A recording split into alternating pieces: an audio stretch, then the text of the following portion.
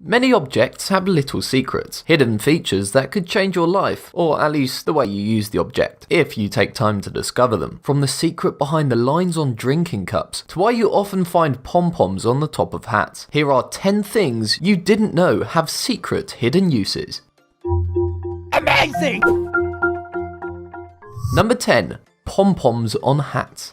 Pom-poms in any situation are surely the height of frivolity. Who invented the pom-pom, and why weren't they doing something better with their time? Fluffy balls for pretty girls to wiggle about at American sport events are well and good, but they're not the kind of thing you'd pack if you were about to be dispatched to a desert island. Or are they? One of the most interesting places pom-poms appear is on the top of winter hats. A ludicrous function for a ludicrous object, you think? Think again. Pom-poms on the top of hats used to be worn by sailors to protect themselves when working below decks, where bumping your head on low ceilings and jutting beams was a common hazard. Anyone tall can tell you about this, how easy it is to simply stand to your full height and whack your head against a door frame. That pom-pom is there for some cushioning and protection. If you're heading to a desert island, pack a pom-pom hat. You'll need it for the boat journey.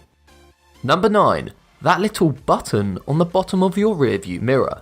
Rearview mirrors are a classic example of the kind of object we take for granted. How many times did your driving instructor yell at you to check your rearview mirrors during your lessons? Let's be honest, it was his or her primary function. But have you ever checked that mirror thoroughly? For example, that button on the bottom of the mirror. What does it do? It does perform a vital function, but one you'd never discover simply by pressing it. Ever been driving along at night and found yourself blinded by the lights of trailing cars pinging off your rearview mirror into your eyes? That little button at the bottom of the mirror switches it into night mode with a dimmer reflection that reduces the glare of car lights. The pain you could have saved your retinas had you known. Now you do.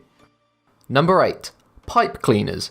The pipe cleaner is now renowned as an essential arts and crafts tool. You likely played around with them when you were young to create all kinds of artistic stuff for crafts projects. They can be twisted together to make some awesome designs, and they're popular throughout the world, particularly in Japan where the craft is known as mogul art. But these craft pipe cleaners have a surprising history. I mean, it is kind of in the name. It might be stretching things a bit here to say that the hidden secret use of a pipe cleaner is to clean pipes, but when was the last time you saw someone smoking a pipe? These types of brushes, which we find as great tools for arts and crafts, were once intended only for removing moisture and residue from smoking pipes. However, pipes disappeared from the mainstream sometime between the two world wars, but the mighty pipe cleaner has surged on, as popular as ever. In many ways, the pipe cleaner is something of a social climber. It's hauled itself up by the bootstraps from the rough and rugged world of tobacco pipes to the bohemian world of arts and crafts. Don't be deceived though, they were once used by smokers to clean their pipes. Number 7. Patches that aren't for patching. Ever wondered what those loose little patches of fabric that come with your expensive new jeans or designer top are for? Perhaps it seems too obvious to waste your time on. They're there so you can patch the garment when wear and tear takes hold, right? Wrong. For one thing, as if you have the organisational skills to keep that little tiny patch of clothing safe until you need it for months or years later. Even if, by some minor miracle, you did locate the right patch. Could you sew it on without making it look like the work of a 7-year-old let loose on a sewing machine? Clothing companies are fully aware of your incompetence, and the true purpose of that patch is so that you can test out various laundry detergents on a safe area of fabric, so that if a product is unsuitable, it only ruins the patch rather than your ultra expensive clothes. It all makes sense now. Number 6. The black dots at the edge of car windscreens. There are things we see and don't see at the same time. Almost everyone will have noticed, at one time or another, a puzzling feature of car windscreens. The little black dots around the border of the windscreen. We see them every time we step into the car, but have you ever taken the trouble to work out what they do? The black dots are part of what's known as the frit, a black enamel band that connects the windscreen to the frame of the car. A pretty important job since you don't want to have the windscreen flying off at high speed. The frit also provides protection from the sun, both to the bond that holds the window screen in place and the driver of the car. Those little black dots, however, help to block and disperse the glare of sunlight at the edges of the windscreen. But why are they dots, you might say? Why not just have a solid black line? It's mostly cosmetic. The dots allow for a smoother transition from the solidity of the frit to the transparency of the window. Neat stuff. Number 5. Coins with ridges around the edges.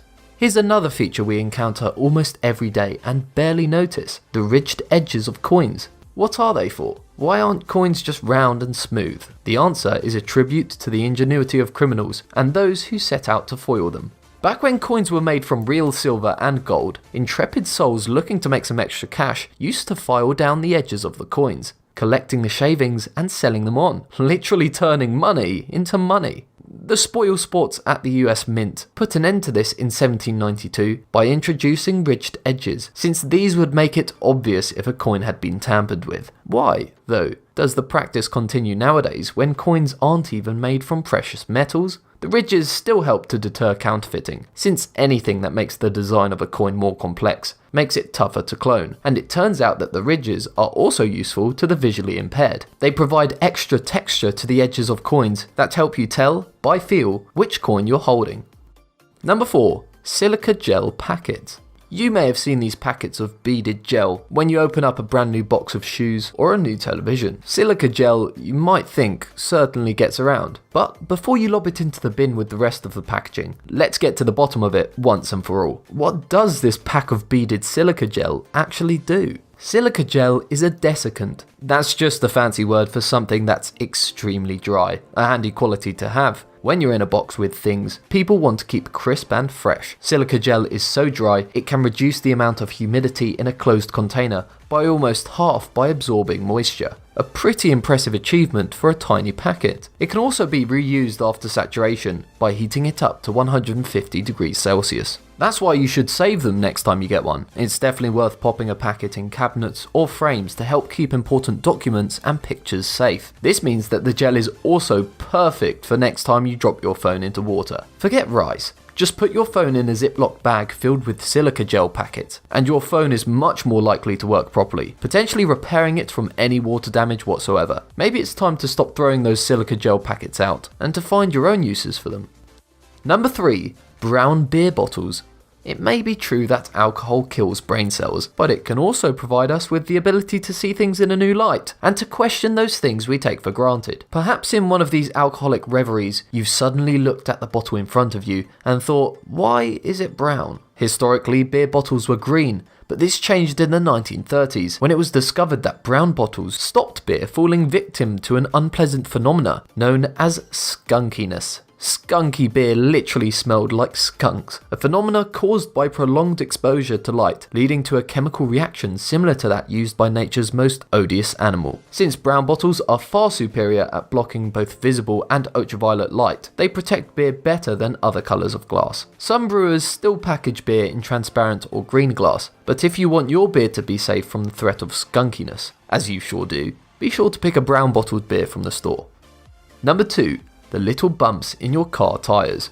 This is one for the truly eagle-eyed. If you look at your car tyre, you'll notice that the smooth rubber in between each thread has awkward little plastic bumps sticking up at intervals. The bumps look like the product of lazy manufacturing, like bits of excess rubber that weren't smoothed off, but actually perform a crucial function. The bumps mark the minimum legal safe height for your tyre thread. If the thread is higher than the bumps, you're in the clear. If the thread is worn down to the point where it's the same height as the bumps, your tyres are no longer roadworthy and need to be replaced. They'll save you getting a 20p piece or a ruler out to measure. Number 1. Drinking cup lines are there as measurements. Solo cups are a symbol of freedom, specifically the freedom to drink too much keg beer at college parties before passing out and waking up in a hedge wearing someone else's hat and no trousers. Did you know, however, that it could have all been so different if only you'd known the true meaning of the lines on the cups? The lines that circle solo cups at various heights aren't simply there to help you grip them, though nothing fits in the hand like a solo cup. They actually act as measurements for certain types of alcohol. The bottom line marks the height of 1 ounce of spirit, a standard shot amount. The higher line marks out 5 ounces, a recommendation for a standard glass of wine. And one of the top lines shows the height to fill the cup to give yourself 12 ounces of beer. Solo actually responded to this, saying that, although the lines on our Solo cups match up pretty closely with common liquid measurements, they aren't meant for that. It does seem awfully coincidental, however. Perhaps they just said this to avoid any public encouragement of alcohol consumption. Conspiracy theorists, feel free to theorise. Can you think of any more examples of helpful features that hide in plain sight, If so, let me know in the comment section down below, and make sure to subscribe to the channel so you don't miss out on any future videos. Thanks for watching.